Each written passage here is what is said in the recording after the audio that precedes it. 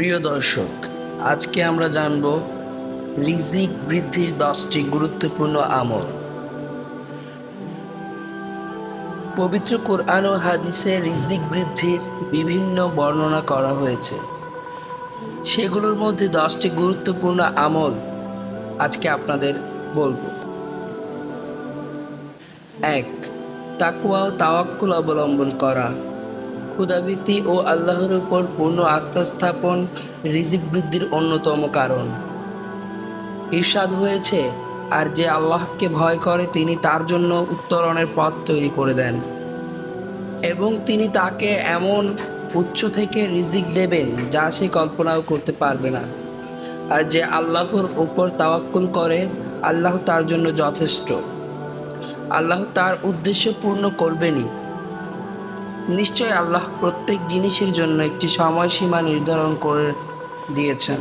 সূরা তালাক আয়াত নাম্বার 2 থেকে 3। 2 নাম্বার হলো পরিবার ও আত্মীয় স্বজনের সঙ্গে সুসম্পর্ক রাখা। আত্মীয় স্বজনের হক আদায় করলে ইহকালেই সুফল পাওয়া যায়।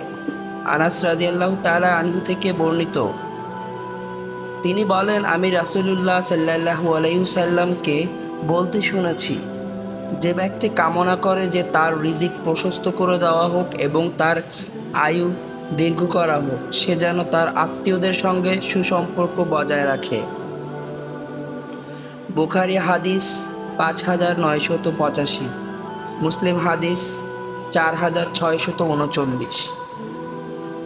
3. তওবা ও ইস্তিগফার করা। মুমিনের জীবনে তওবা ও ইস্তিগফারের প্রভাব সুদূর প্রসারী। অধিক পরিমাণে ইস্তিগফার এবং বেশি বেশি আল্লাহর কাছে ক্ষমা চাওয়া রিজিক বৃদ্ধির কারণ। ইবনে আব্বাস রাদিয়াল্লাহু তাআলা আনহু থেকে বর্ণিত, রাসূলুল্লাহ সাল্লাল্লাহু আলাইহি ওয়াসাল্লাম ইরশাদ করেছেন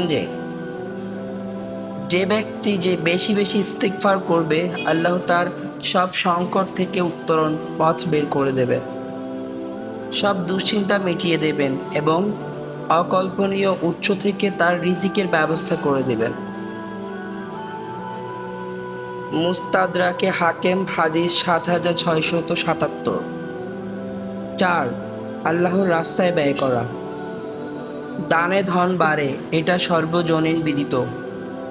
এ বিষয়ে কোরআনের বক্তব্য এমন বলে দাও, নিশ্চয়ই আমার রব তার বান্দাদের মধ্যে যার যত ইচ্ছা রিজিক প্রশস্ত করেন এবং সংকুচিত করেন। আর তোমরা যা কিছু আল্লাহর জন্য ব্যয় করো তিনি তার বিনিময় দেবেন এবং তিনি শ্রেষ্ঠ রিজিক দাতা। সূরা সাবা আয়াত নং 39। 5. বারবার হজ ও উমরাহ করা। একের পর এক হজ উমরাহ পালনের রিজিক বাড়ে। ইবনে মাসউদ রাদিয়াল্লাহু তাআলা আনহু থেকে বর্ণিত, রাসূল সাল্লাল্লাহু আলাইহি ওয়াসাল্লাম ইরশাদ করেছেন যে, তোমরা একের পর এক হজ ও উমরা করতে থাকো, কেননা তা অভাব ও গুনাহ দূর করে দেয়, যেভাবে কামারের হাপড় লোহা সোনা ও রূপা ময়লা দূর করে দেয়। তিরমিজি হাদিস 815। 6. অসহায়ের প্রতি সদয় আচরণ। বিপদ আপদে মানুষের পাশে দাঁড়ানো সামাজিক ইবাদত।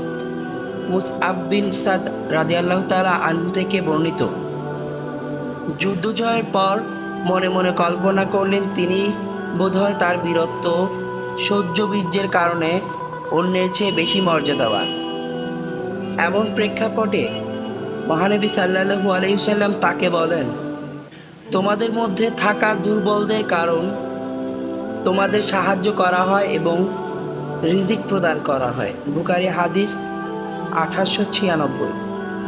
7 নম্বর, ইবাদতের জন্য নিজেকে ফারেক করে নেওয়া।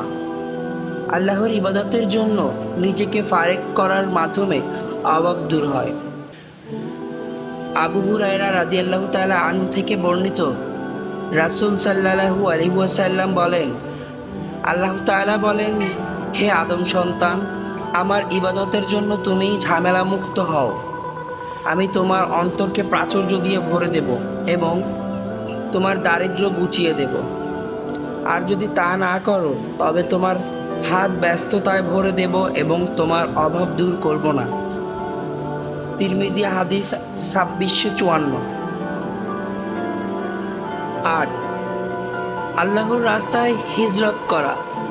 আল্লাহর সন্তুষ্টির লক্ষ্যে হজরত তথা স্বদেশ ত্যাগ করলে এর মাধ্যমেও রিজিকের প্রশস্ততা ঘটে।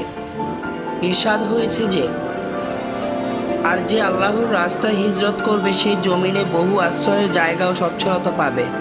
আর যে আল্লাহ ও তার রসুলের উদ্দেশ্যে মুজাহিদ হয়ে নিজ ঘর থেকে বের হয়, তারপর তাকে মৃত্যু পেয়ে বসে, তাহলে তার প্রতিদিন আল্লাহর উপর অবধারিত হয়। আর আল্লাহ ক্ষমাশীল পরম দয়ালু। সূরা নিসা আয়াত 100। 9, বিয়ে করা। বিয়ের মাধ্যমে জীবনে বরকত ও প্রাচুর্য নেমে আসে।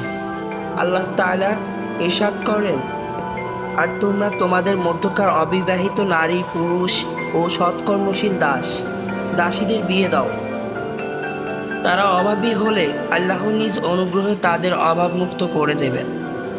আল্লাহ প্রাচুর্যময় ও মহাজ্ঞান। সূরা নূর আয়াত 32। সর্বশেষ আমল। 10, অভাব থেকে মুক্তির জন্য আল্লাহর কাছে দোয়া করো। আল্লাহর কাছে চাইলে আল্লাহ বান্দার হাত ফিরিয়ে দেন না। ইরশাদ হয়েছে যে, তোমরা আমাকে ডাকো, আমি তোমাদের জন্য সাড়া দেব। সূরা মুমিন আয়াত 60। মহান আল্লাহ আমাদের আমল করার তৌফিক দান করুন। আমিন।